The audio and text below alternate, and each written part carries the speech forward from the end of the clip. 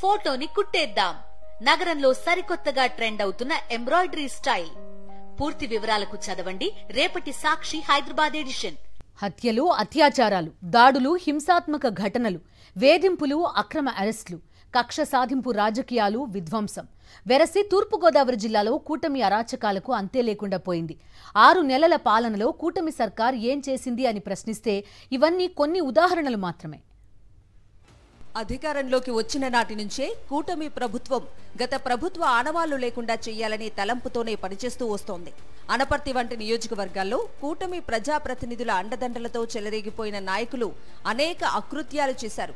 వైఎస్ఆర్సీపీ నాయకులు, కార్యకర్తలు, సానుభూతిపరులతో పాటు సామాన్య ప్రజలపై కూడా భౌతిక దాడులకు పాల్పడ్డారు.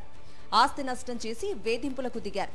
అధికార పార్టీ నేతల వేధింపులు తట్టుకోలేక ఒక వ్యక్తి గుండె ఆగి మృతి చెందాడు. అనేక ప్రాంతాల్లో గ్రామ సచివాలయాలు, రైతు భరోసా కేంద్రాల్లో విధ్వంసం సృష్టించారు. మాజీ ముఖ్యమంత్రి వైఎస్ జగన్మోహన్ రెడ్డి ఫోటోలున్న బోర్డులను ధ్వంసం చేశారు. అధికారంలోకి వచ్చిన తొలినాళ్లలో వైఎస్ఆర్సీపీ నేతలను టార్గెట్ చేసిన కూటమి నేతలు ఇప్పుడు సోషల్ మీడియా కార్యకర్తలను వేధిస్తున్నారు. తూర్పుగోదావరి జిల్లా రంగంపేట మండలానికి చెందిన సోషల్ మీడియా కార్యకర్త చంద్రశేఖర్ ను రాత్రికి రాత్రే అరెస్ట్ చేశారు.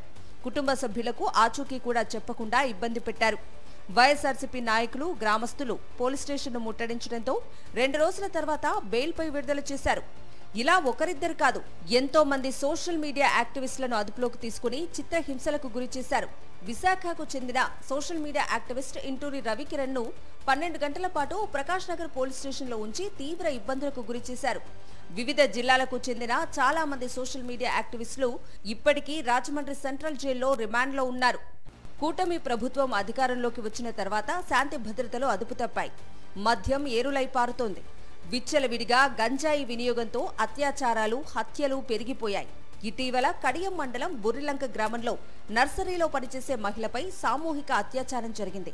నర్సరీలో పని ముగించుకుని వెళ్తున్న వివాహితను కిడ్నాప్ చేసిన 4 గ్యాంగ్ రేప్ చేశారు. ఆ తర్వాత ఆమెను హత్య చేసి మృతదేహాన్ని కాల్వలో పడేశారు. నూతన మద్యం పాలసీలో భాగంగా అధికార పార్టీ నేతల కనసన్నల్లో సిండికేట్లుగా ఏర్పడి లిక్కర్ షాపులపై ఆధిపత్యం చెలాయించడం ప్రారంభించారు. బలవంతంగా షాపులు రాయించుకున్నారు. లేదంటే వాటా ఇవ్వాలంటూ బెదిరింపులకు దిగారు. మరోవైపు ఉచిత ఇసుక పేరిట అక్రమాలకు తెరతీశారు. కోట్లాది రూపాయల ఇసుకను అక్రమంగా విక్రయించారు.